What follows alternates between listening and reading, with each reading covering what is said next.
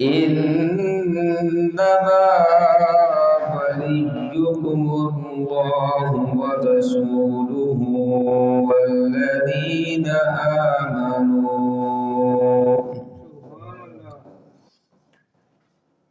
صدق الله مولانا العظيم وصدق رسوله النبي الكريم الأمين الرؤوف الرحيم ببركة إن الله وملائكته يصلون على النبي يا أيها الذين آمنوا صلوا عليه وسلموا تسليما.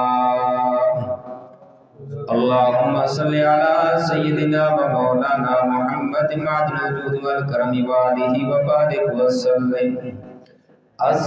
الصلاة والسلام عليك يا سيدي يا رسول الله وعلى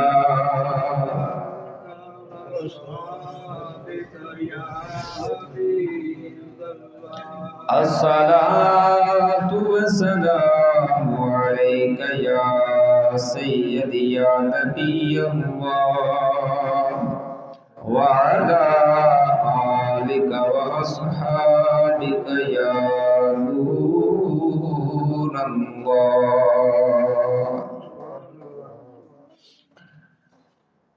بعد الحمد والصلاة الحمدللہ علی صالح.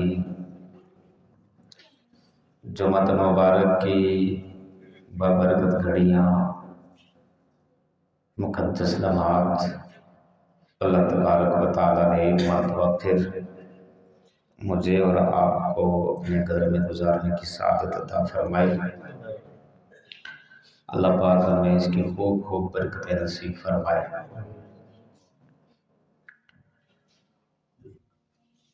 ماہ ربیع الآخر،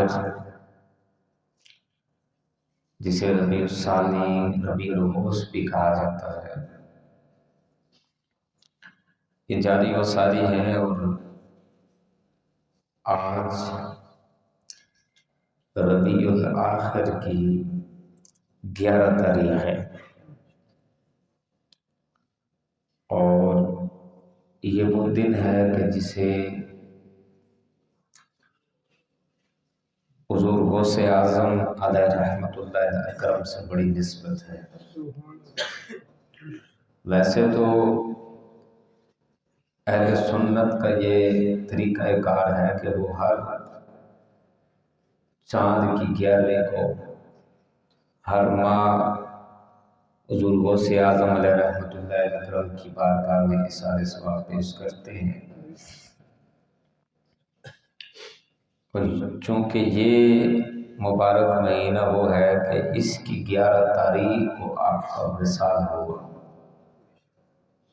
آج یوم عرس ہے حضور غوث اعظم علیہ رحمۃ اللہ اکرم کا. حضور غوث اعظم علیہ رحمۃ اللہ اکرم کی ذات وہ ذات ہے کہ آپ بغداد شریف میں اس وقت جلوہ گر ہوئے، اس وقت آپ نے بغداد کی سرزمین پر دین اسلام کی خدمت کی کہ جب ہر طرف تباہی کا سما تھا. وہاں مسلمان بد عملی کا شکار ہو چکے تھے. وہاں مسلمانوں کی غفلت کی وجہ سے عراق وغیرہ کے کئی علاقوں پر کفار کا قبضہ ہو چکا تھا. اندلس جس کو اس وقت اسپین کہا جاتا ہے، یہ ایک وقت مسلمانوں کے لیے تعلیمات اسلام کا مرکز تھا، اور قرطبہ کی جامع مسجد کو مرکز اسلام کہا جاتا تھا. وہاں پر مسلمانوں کی جو حکومت، مسلمانوں کا جو اقتدار تھا وہ دم توڑتا جا رہا تھا، اور حسن بن صباح نامی اس منافق اور سفاک انسان نے مسلمانوں کا خون بہانے کا سلسلہ جاری رکھا ہوا تھا۔ یعنی یہ تقریباً 5ویں صدی ہجری کی بات ہے، 5ویں 6 صدی ہجری میں، آج سے تقریباً 900 سال کے لگ بھگ عرصہ پہلے یہ کیفیت تھی۔ آج بھی دیکھیں کہ فلسطین میں مظلوم مسلمان کس کیفیت میں ہے۔ وہ برسوں سے اپنے حق کے طلبگار ہیں، لیکن صاحب اقتدار گنگے ہیں۔ وہ جو دوسروں کو انسانیت کا درد سکھاتے ہیں، وہ ان کے قتل میں، ان کے خون کے بہانے میں، ان کے بچوں کی فریادوں میں، ماؤں بہنوں کے فریادوں میں، ان کے آنسوؤں کے بہنے میں، خون کی ندیوں کے بہنے میں وہ برابر کے شریک ہیں۔ وہ کہ جو لوگوں کو کہتے ہیں کہ انسانیت کا خیال رکھا جائے، حقوق انسانی کو پامال نہ کیا جائے، انسانیت اصل مذہب ہے، اصل مذہب انسانیت ہے، تو یاد رکھنا آج دنیا میں یہ جو بھی کرے یہ سب لکھا جا رہا ہے۔ اور ایک بات ذہن میں رکھیے گا کہ ظلم کا انجام بندے کو دنیا پہ لازمی ملتا ہے، کوئی بات نہیں۔ جس نے جو کیا، جو ان کے بڑے کر گئے، جو کیفیات ان کی ہیں، جو اقتدار ان کے پاس ہیں، جو پاور لوگوں کے پاس ہے، آج کتنے اسلامی ممالک ہیں جو ساتھ دے سکتے تھے، وہ ساتھ اس طرح نہیں دے رہے۔ کتنے غیر مسلم ممالک ہیں، اگر وہ چاہیں یہ جنگ رک جائے، لیکن یاد رکھنا رب ذوالجلال نے واضح طور پر ارشاد فرما دیا، وَلَن تَرْضَىٰ عَنْكَ الْيَهُودُ وَلَا النَّصَارَىٰ حَتَّىٰ تَتَّبِعَ مِلَّتَهُمْ۔ یہود و نصارہ آپ سے کبھی بھی راضی نہیں ہوں گے جب تک کہ آپ ان کے دین کی پیروی نہ کریں، اپنے دین کو نہ چھوڑ دیں۔ ہم مرتے مر جائیں گے، اپنے دین کو نہیں چھوڑیں گے۔ یہی فلسطین کے بچے بچے کی آواز ہے، ہر جوان کی آواز ہے، ہر بوڑھے کی آواز ہے۔ وہ جان دے رہے ہیں، ان کی ماؤں بہنوں کی عزتیں لٹ رہی ہیں، خون بہایا جا رہا ہے۔ ارے ایک سرحد ہو، ایک حد بندی ہو، اس حد بندی کے اوپر، ایک بارڈر کے اوپر جا کر کسی سے مقابلہ کرنا یہ اپنی جگہ ہے۔ یہ تو بین الممالک لگا ہی رہتا ہے، تقریباً دنیا کے ممالک میں کئی ایک مقامات پہ یہ سلسلہ ہوتا ہے، لیکن آبادی کے اوپر مسلمانوں کے چھوٹے چھوٹے بچے اور بوڑھے حضرات، خواتین، ان کے حقوق کو بھی پامال کرنا یہ آج سے نہیں ہے۔ آج اگر فلسطین کے مسلمانوں نے، مجاہدین نے اس طرف رخ کیا ہے تو بعض ممالک کے بعض نمائندے وہ بول رہے ہیں ایسا نہیں ہونا چاہیے، انہیں اس طرف رخ نہیں کرنا چاہیے۔ تو میرے بھائیوں اور بزرگوں، جو برسوں سے فلسطین میں خون کی ندیاں بہا رہے تھے، انہیں کسی نے جواب نہ دیا، انہیں کسی نے نہ سمجھایا۔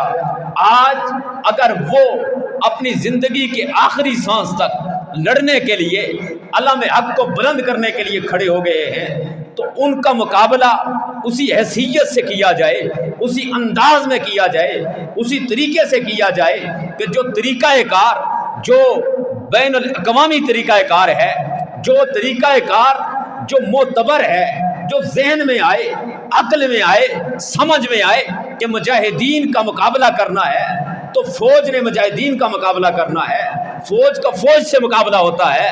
فوج کو کبھی زیب نہیں دیتا کہ وہ آبادی کے اوپر، بچوں کے اوپر، بوڑھوں کے اوپر، عورتوں کے اوپر ظلم کرے۔ لیکن یہ آج سے نہیں، ابھی جو میں نے آپ کے سامنے ذکر کیا ہے یہ وہ واقعہ ہے جب حضور غوث اعظم علیہ رحمت اللہ علیہ اکرم دنیا میں جلوہ گر ہوئے، انہی اسرائیلیوں کے آبا میں وہ منافق اور فاسق و فاجر، وہ سفاک انسان حسن بن صبا، وہ بھی خون کی ندیاں بہا رہا تھا، آج اس کا نام مٹ گیا ہے، آج دنیا اسے منافق کے نام سے جانتی ہے، ظالم و کافر کے نام سے جانتی ہے، فاسق و فاجر کے نام سے جانتی ہے، وہ مٹ گیا ہے، یہ بھی مٹ جائیں گے۔ یاد رکھیے گا، کوئی گل باقی رہے گا نہ، چمن رہ جائے گا، پر رسول اللہ کا دین حسن رہ جائے گا۔ یہ مر جائیں گے، یہ تباہ ہو جائیں گے، برباد ہو جائیں گے یہ، لیکن یہ بات یاد رکھیے گا، قبر میں، عالم برزخ میں اور حشر کے میدان میں، یہ جہاں مرے ان کو جلایا جائے، ان کو دبایا جائے، دریا برد کیا جائے، ان کے عالم برزخ کا معاملہ وہاں سے ہی شروع ہو جائے گا۔ پھر قیامت کے دن جب یہ ظالم جب یہ میدان قیامت میں آئیں گے، پھر بھی ان سے پوچھا جائے گا، ہر مقتول اپنے قاتل سے وہاں بدلہ لے گا، ہر مظلوم وہاں ظالم سے بدلہ لے گا، تب یہ کیا جواب دیں گے؟ تو خیر، یہ موضوع کسی اور طرف تھوڑا نکل گیا، یہ بات ذہن میں رکھیے گا، ظلم کی یہ تاریخ یہ برسوں سے چلی آ رہی ہے۔ تو جس وقت غوث اعظم علیہ رحمت اللہ علیہ کرم نے بغداد کی سرزمین پہ قدم رکھا، پھر آپ نے ابتداءً تعلیم حاصل کی، ریاستیں کی، مجاہدے کیے، پھر وہ وقت بھی آیا ہے کہ پورے بغداد کے اندر، عراق میں، دیگر ممالک کے اندر آپ رحمت اللہ تعالی علیہ کا سکہ ایسا بولنے لگا، دین اسلام کی اس انداز میں اشاعت کی ہے کہ آج دنیا کے کونے کونے سے حضور غوث اعظم علیہ رحمت اللہ علیہ کرم کے لیے اصحال ثواب بھی کیا جاتا ہے، آپ کے لیے لوگ بڑے پیمانے پر صدقات و خیرات کا سلسلہ بھی کرتے ہیں۔ وجہ کیا ہے؟ جنہوں نے اللہ کی رضا کے لیے اپنا وقت قربان کیا ہے، اپنی جان قربان کی ہے، ریاستیں اور مجاہدے کر کے وقت دیا ہے، آج دنیا انہیں غوث اعظم کے نام سے یاد کر رہی ہے۔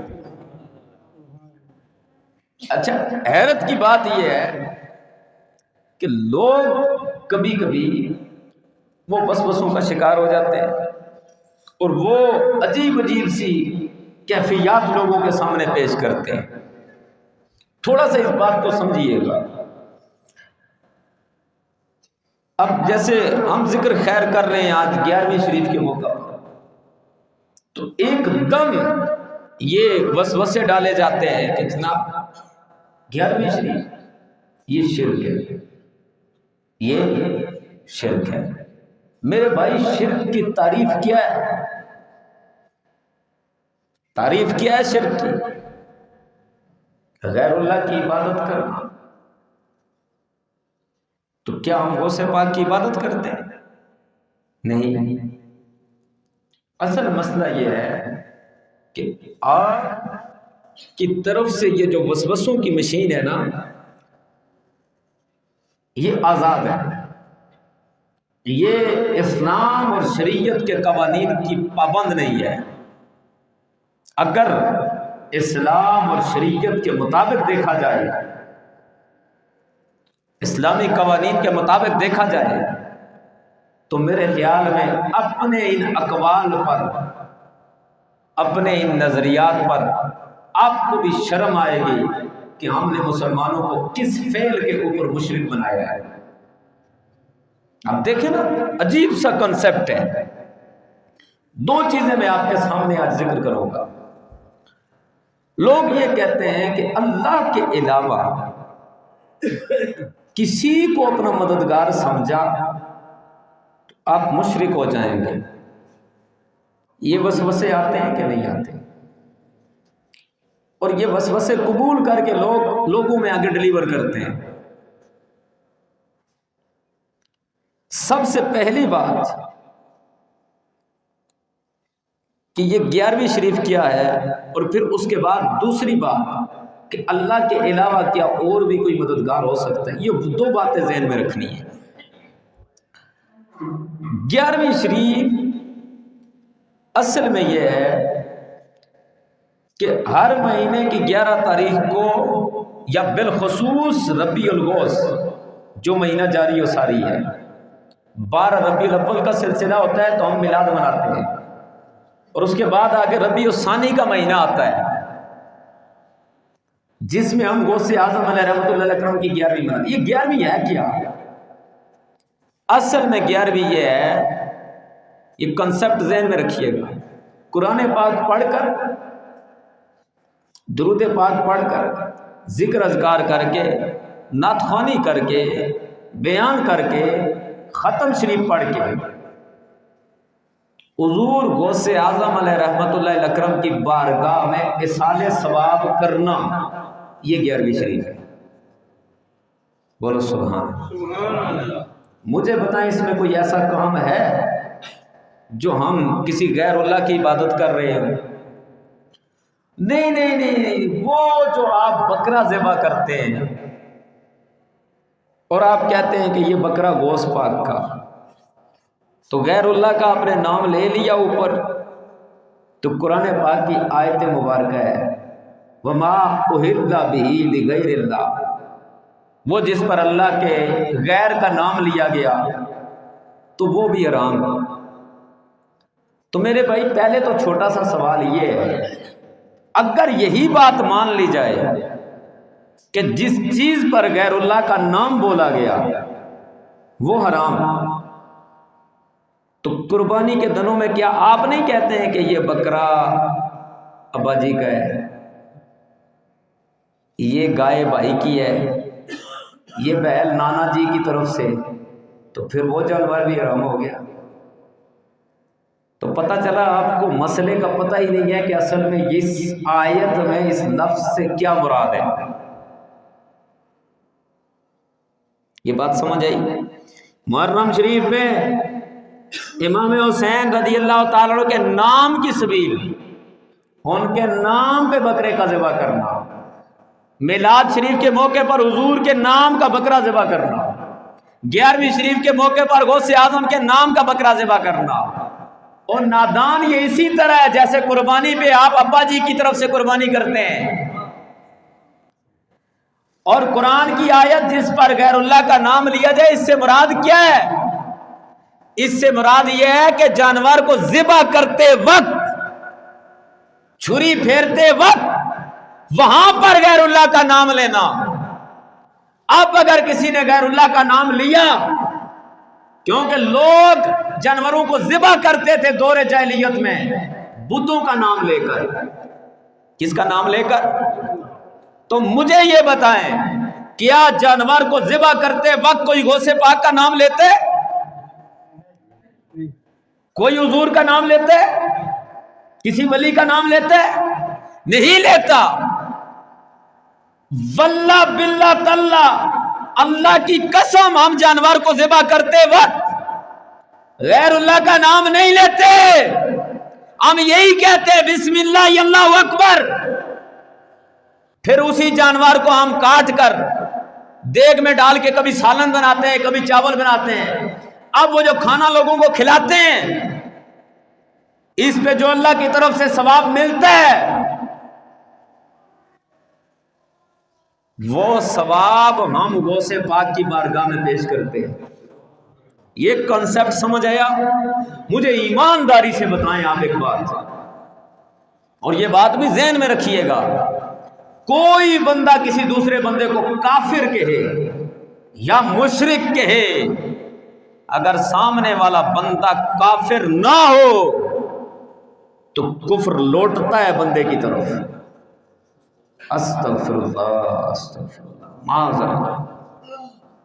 آج مجھے یہ بتائیں کہ اگر کوئی بندہ کم عقل، کم فہم اور عجیب الفطرت انسان ہے، وہ جو مسلمانوں کو 11ویں شریف یا کسی بزرگ کے عرس کے موقع پر ذبح کیے جانے والے جانور کی وجہ سے یہ کہتے ہیں کہ یہ مشرک ہے، اور نادان اپنے ایمان کی خیر منا۔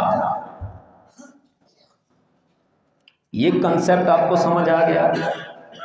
دیکھیں، کہنے والوں کی زبانیں ہم کبھی نہیں بند کر سکتے، نہ ہمیں کسی طبقے، کسی فرقے کا نام لینے کی کوئی حاجت۔ ہمارا اصل مقصد پتہ ہے کیا ہے؟ وہ یہ کہ میں آپ کو یہ بتاؤں کہ ہمارے جو عقائد ہیں، نظریات ہیں، ہمارا طریقہ ہے، ہمارے شاعر اہل سنت ہیں، اس میں ہمارا اپنا کنسیپٹ کیا ہے، ہمیں پتہ ہونا چاہیے گا جی کہ 11ویں شریف کیا ہے۔ اب بتائیں سب بول کے 11ویں شریف کیا ہے؟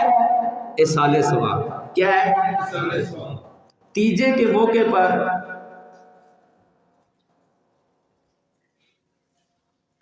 وہ لوگ بھی، یہ لوگ بھی، آپ لوگ بھی، ہم لوگ بھی کوئی نہ کوئی جانور ذبح کرتے ہیں۔ کس کا تیجا ہے جی؟ ہے نانا جی کا، تو جانور گیا نہیں۔ ہم نے ذبح کرتے وقت بسم اللہ اکبر پڑھا، تو ہم نے کوئی انڈیا کا ترانہ تھوڑا ہی پڑھا تھا، ہم نے بھی بسم اللہ اکبر پڑھا ہے نا۔ یہ بات سمجھ آ گئی ہے؟ اوکے، اسی پہ ایک بات میں اور آپ کے سامنے کریں۔ لوگ جا کے مزار کے سامنے کھڑے ہوتے ہیں کبھی ہاتھ باندھ کر۔ ہماری شریعت میں یہ بات یاد رکھیے گا، رکوع یہ کم درجہ ہے تعظیم کا بنسبت سجدے کے، سجدہ تعظیم کا سب سے اعلیٰ درجہ ہے۔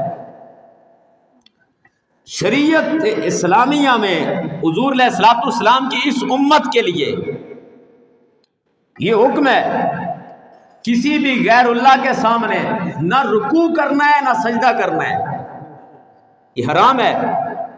اگر تعظیم کی نیت سے کیا، فقط تعظیم ہے تو حرام۔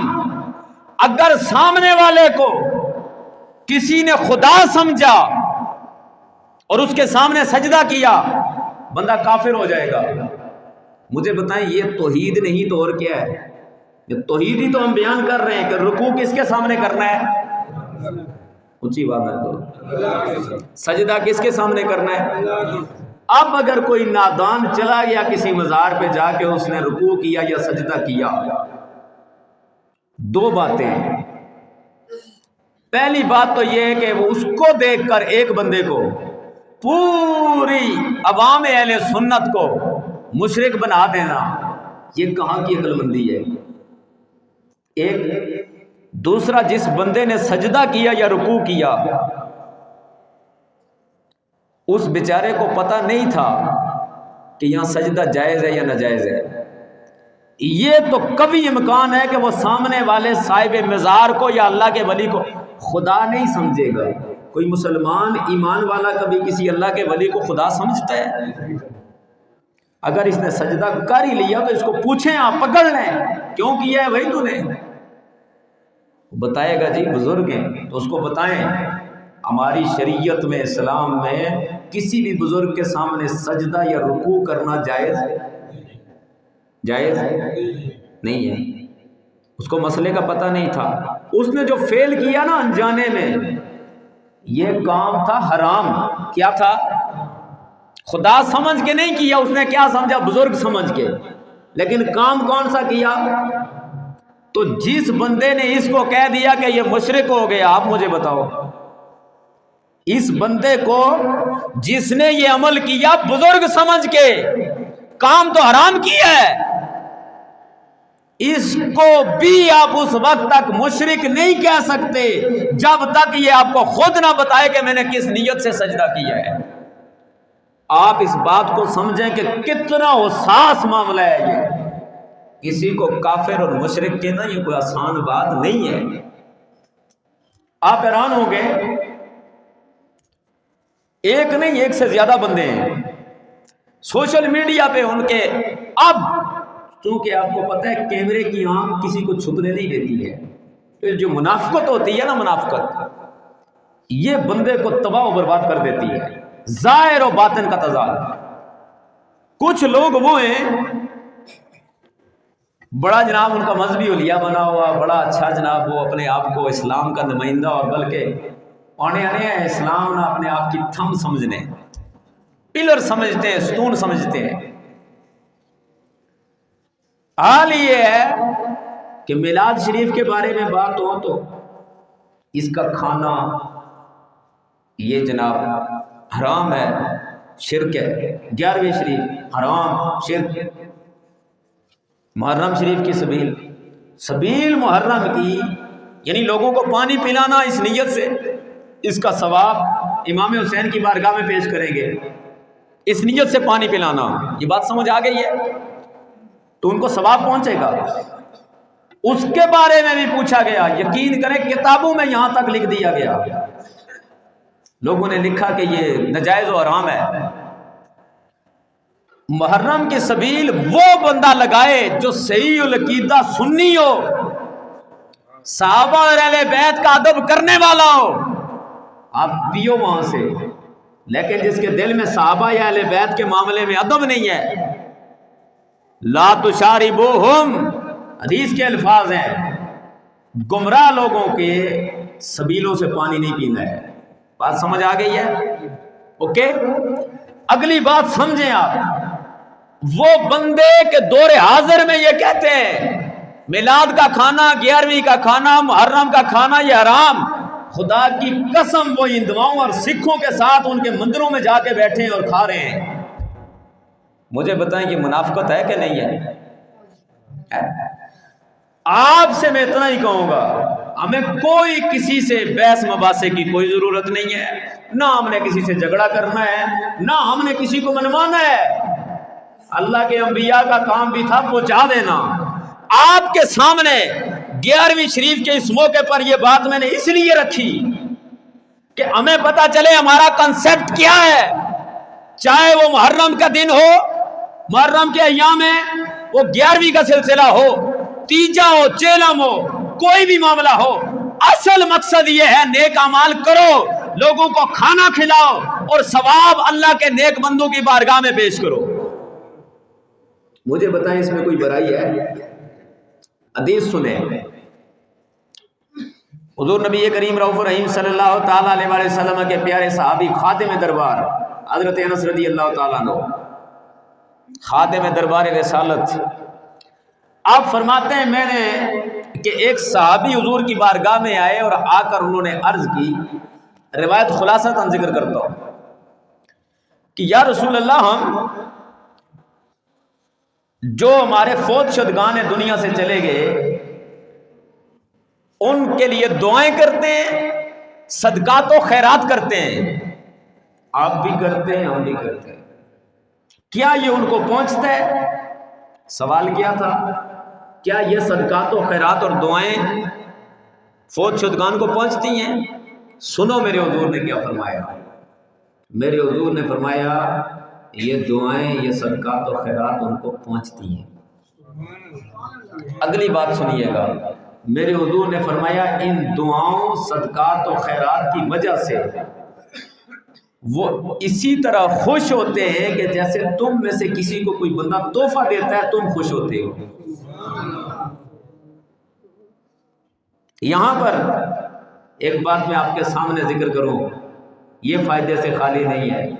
حضرت سفیان بن عیینہ وقت کے بہت بڑے محدث تھے، یہ اپنی والدہ کے وصال کے بعد نا والدہ کا انتقال ہوا، تو نئے نئے کسی گھر کے فرد کا انتقال ہو جائے تو بندہ ذرا پابندی سے قبرستان جاتا ہے، کبھی کبھی روزانہ صبح چلا جاتا ہے، کبھی شام کو بھی چلا جاتا ہے، اور رفتہ رفتہ پھر وہ جانا چھوڑ دیتا ہے۔ یہ بڑی پابندی سے فرماتے ہیں میں جایا کرتا تھا والدہ کی قبر پہ، تو کچھ ٹائم بیچ میں سے نا جانا چھوڑا تو میری والدہ خواب میں آ گئی، اور میری والدہ نے آ کے مجھے ارشاد فرمایا کہ بیٹا آیا کرو، تیرے آنے کی وجہ سے میں بڑی خوش ہوتی ہوں۔ یہ بات سمجھ آئی ہے؟ اپنے والدین، اپنے رشتہ دار، ان کی قبروں پہ جائیں، ان کے لیے صالح ثواب کریں۔ آج ہم کسی کے لیے ہاتھ اٹھائیں گے نا، کل ہمارے لیے بھی کوئی اٹھائے گا۔ آج ہم کسی کے لیے دعا کریں گے، کل ہمارے لیے بھی کی جائیں گے۔ اب یقین کریں، یہ جو کیفیات میں نے آپ کے سامنے پیش کی ہیں یہ ویسے نہیں، یہ دشمنوں نے ہمیں لڑانے کے لیے ہمارے اندر یہ سازشیں کی، یہ غیر مسلموں کی، یہ یہود و نصارہ کی، یہ فساق و فجار قسم کے لوگوں کی سازشیں تھی کہ مسلمانوں کو اختلافات میں ڈالا انہوں نے، اور آج دیکھیں کہ مسلمان ایک دوسرے کے خلاف کھڑے ہیں۔ کاش یہ امت مسلمہ حقائق کو سمجھے اور حقائق کے اوپر عمل کرنے والی بن جائے۔ بولیے آمین۔ اگلی بات ذرا توجہ سے سنیے گا۔ ابھی اس آیہ مبارکہ کا جو حصہ ہے وہ آپ کے سامنے جو ذکر کرنا تھا کہ اللہ کے علاوہ کوئی مددگار کیا اور بھی ہو سکتا ہے اللہ کے علاوہ؟ تو یہ بات ہمیں قرآن نے بتائی ہے۔ یہ بات توجہ سے سنیے گا۔ اللہ تبارک و تعالیٰ نے فرمایا انما ولیکم اللہ ورسولہ،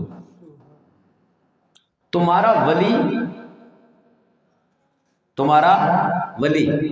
صرف اللہ تبارک و تعالیٰ، ورسولہ اور اس کا رسول۔ محبت سے کہیے سبحان اللہ۔ اگلی بات کیا ارشاد فرمایا والذین آمنوا، تمہارا ولی اللہ ہے، اللہ کا رسول ہے، اور وہ لوگ جو ایمان والے ہیں، الذین یقیمون الصلاۃ، ساتھ ہی فرما دیا وہ جو نماز کو قائم کرنے والے ہیں، نماز پڑھنے والے ہیں، زکوٰۃ ادا کرنے والے، اللہ کی بارگاہ میں جھکے رہنے والے، رکوع کرنے والے۔ یہ بات سمجھ آئی؟ رب ذوالجلال نے مجھے اور آپ کو بتایا میرے اور آپ کے مددگار اللہ، اس کا رسول اور ایمان والے۔ جب اللہ فرما رہا ہے ایمان والے تمہارے مددگار ہیں،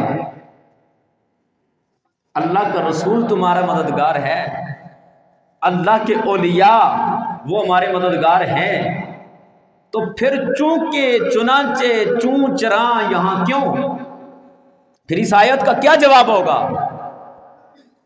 یہ بات سمجھ آئی؟ اچھا، ایک سوال پیدا ہوتا ہے کہ اللہ کے انبیاء نے، اولیاء نے کہاں کہاں مدد کی اور پھر وہ دنیا سے تشریف لے جاتے ہیں، تو اس کے بعد بھی آپ ان سے مدد لیتے ہیں؟ تو جو ہے غوث اعظم علیہ رحمت اللہ علیہ اکرم کو دنیا سے گئے ہوئے کتنا عرصہ ہو گیا؟ لگ بھگ تقریباً 900 سال ہو گئے ہیں۔ آج بھی آپ یہ کہتے ہیں المدد یا غوث اعظم،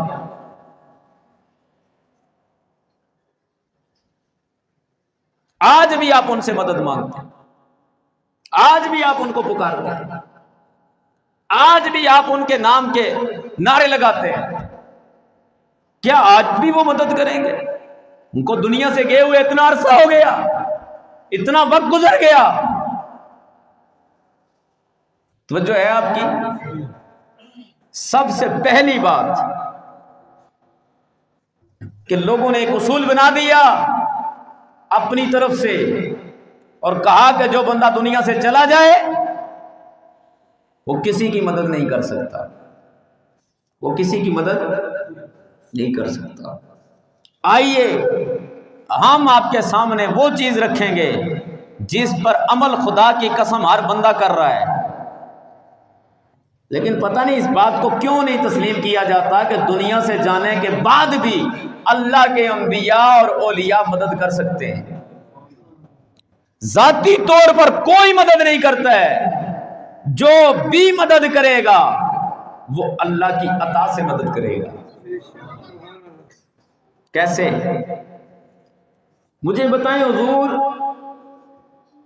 سیدنا موسیٰ علی نبینا علیہ الصلوۃ والسلام، یہ نبی کریم علیہ الصلوۃ والسلام کے زمانے کے تھے یا آپ کے زمانے سے پہلے کے؟